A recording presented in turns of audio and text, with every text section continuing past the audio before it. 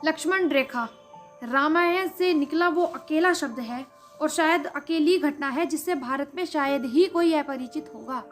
भारत में बात बात पर इस लक्ष्मण रेखा का जिक्र किया जाता है। आपने देखा होगा अक्सर हमारे देश के नेता अब लगभग अपने हर भाषण में इस लक्ष्मण रेखा का जिक्र करते हैं। आपस में भी और समाज में भी जब हम लोग आपस में बात करते हैं तो इस लक्ष्मण रेखा का जिक्र किया जाता है। कहीं किसी व्यक्ति के बारे में जब कोई चर्चा हो रही होती है तो ये कहा जाता है कि वो व्यक्ति अपनी लक्ष्मण रेखा भूल गया। कहीं आपस में वाद विवाद हो रहा हो तो ये भी कहा जाता है कि अपनी लक्ष्मण रेखा में रहो, अपनी लक्ष्मण रेखा को भूलो मत। और इस लक्ष्मण रेखा के जरिए देश में, समाज में हर किसी को ये याद दिलाते हैं कि अपनी सीमाओं में रहो, अपनी लक्ष्मण रेखा को मत भूलो। आज के दौर में हम लाइन ऑफ कंट्रोल यानी LOC और लाइन ऑफ एक्चुअल कंट्रोल यानी LAC को तो जानते हैं और इन सब बातों पर तो बहुत जोर देते हैं, लेकिन लक्ष्मण द्वारा खींची गई वो रेखा जिसने भारत के लोगों को अपनी सीमा में रहना सिखा दिया, आज उस बारे में हम सब कुछ भूल चुके हैं। जो लोग पैसे वाले होते हैं वो सिर्फ ये दिखाते हैं कि उनके पास कितना धन है, उनके पास कितना पैसा है और वो कितने महंगे कपड़े पहन सकते हैं, कितना अच्छा खा सकते हैं। और वहीं गरीब लोग ये सोचते हैं कि इस त्योहार हम अपने बच्चों का मन किस प्रकार रखें, कैसे पिछले दिनों के मुकाबले इस त्योहार कुछ अच्छा खा लिया जाए और भगवान को याद कर लिया जाए। और इस उम्मीद में प्रवेश किया जाता है कि कल हमारे अच्छे दिन आएंगे। और इस बात को लेकर यहाँ एक प्रश्न उठता है कि हमारे जीवन में अब कोई लक्ष्मण रेखा है या नहीं है।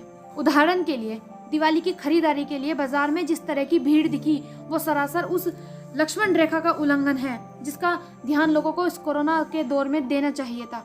सोशल डिस्टेंसिंग के नियमों का पालन ना करना ये एक सामाजिक लक्ष्मण रेखा का उल्लंघन करना ही है। अपने ही देश के खिलाफ नारे लगाना, अपने ही चुने हुए प्रधानमंत्री के खिलाफ बोलना, अपने राजनीतिक फायदे के लिए देश में दंगे भड़काना, अपनी ही सुप्रीम कोर्ट का मजाक उड़ाना और सोशल मीडिया का गलत इस्तेमाल करना, किसी का जब चाहे जहां चाहे वहां अपमान कर देना और चुनाव आयोग पर विश्वास न करना, ये सब राष्ट्र के हित में बनाई गई लक्ष्मण रेखा का उल्लंघन है। और धीरे धीरे समाज के लोग और देश के लोग, फिर चाहे वो कोई भी हो, लक्ष्मण रेखा का उल्लंघन करते जा रहे हैं। ये राजनीति में भी हो रहा है, ये मीडिया में भी हो रहा है, ये समाज में भी हो रहा है और ये रिश्तों में भी हो रहा है। प्रदूषण की परवाह न करना, पर्यावरण को दूषित करना, अपने फायदे के लिए ध्वनि प्रदूषण फैलाना, ये आधुनिक लक्ष्मण रेखा का उल्लंघन है। भारत में करीब हर साल 10 लाख लोगों की मौत प्रदूषण की वजह से हो जाती है और 40% आत्महत्याएं रिश्तों की वजह से होती है। बिगड़ते रिश्ते यानी कि लोग अब रिश्तों की लक्ष्मण रेखा को भी पार करते जा रहे हैं, उनका उल्लंघन करते जा रहे हैं। रिश्ते कब बिगड़ते हैं? जब एक व्यक्ति या दो व्यक्ति आपस में अपनी लक्ष्मण रेखा को पार कर जाते हैं। फेक न्यूज फैलाना, दुश्मन देशों का एजेंडा चलाना, अपनी ही देश की छवि को नुकसान पहुंचाना, टीवी की बात करें तो नकली TRP हासिल करना, ये सब उन लक्ष्मण रेखाओं का उल्लंघन है जो पिछले दिनों हमारे देश में हुआ है, जो मीडिया ने भी किया है, समाज ने भी किया है। अब ऐसा लगता है कि भारत में कोई लक्ष्मण रेखा बची ही नहीं है जिसका उल्लंघन ना हुआ हो।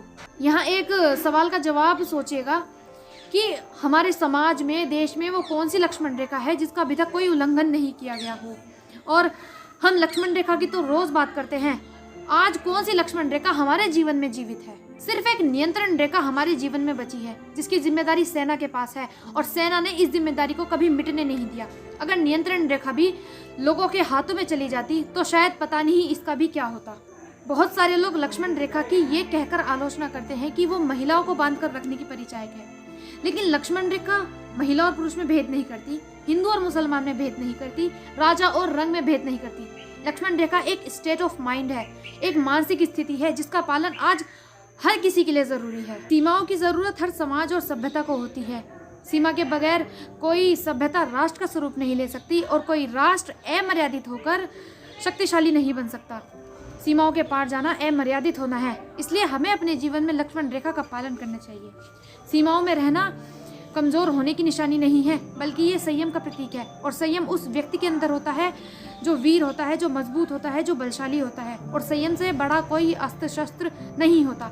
जब आप अपने आसपास किसी लक्ष्मण रेखा का निर्माण करते हैं और किसी व्यक्ति को उससे परेशानी होने लगती है तो समझ लीजिए कि जो लक्ष्मण रेखा का निर्माण आपने किया है वो बहुत ज़रूरी है। जो व्यक्ति दूसरों की सीमा का सम्मान करता है, असल में वही व्यक्ति दूसरों की आज़ादी का पक्षधर होता है।